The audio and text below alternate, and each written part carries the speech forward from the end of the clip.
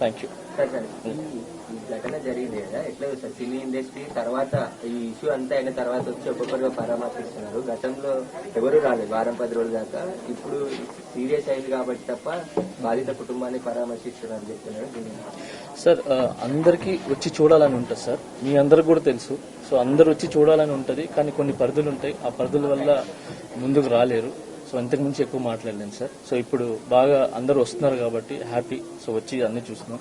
ఇక్కడ కాంట్రవర్సీ ఏం లేకుండా ఆ ఫ్యామిలీ బాగైపోయి మళ్ళీ అందరిలాగా అన్ని కుటుంబాలలాగా బాగుండాలని కోరుకున్నాం సార్. Thank you. అయితే మీ మీద వచ్చిన అరెస్ట్ కావచ్చు, కేసు కావచ్చు,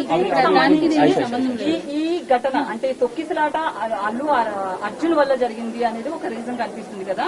అట్ ద సేమ్ టైం మీ మీద కేసు కూడా అల్లు అర్జున్ అనేది ఉంది.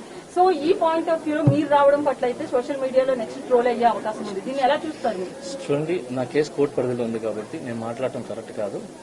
అంటే నాకంటూ కొంచెం అది నా సైడ్ నుంచి ఏదైతే లీగల్ గా మా లాయర్స్ ఉన్నాయో సో నేను ఇంతవరకే మాట్లాడగలను. దయచేసి నన్ను అర్థం చేసుకుంటారని చెప్పి. చాలా మంది అల్లు అర్జున్ కలిశారు, వాళ్ళ మద్దతు ప్రకటించారు. మీరు మాట్లాడారో ఫోన్ లో అల్లు అర్జున్ తో?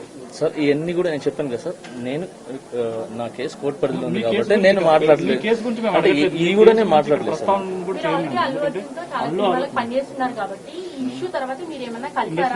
చాలా మంది కలిశారు కదా, మీరు కూడా ఏమైనా కలిసారు? లేదు. నేను జైలు నుంచి వచ్చి నేను బయటకు వచ్చినప్పుడు నా ఫ్యామిలీతో గడపడానికి నాకు చాలా టైం సరిపోలేదు.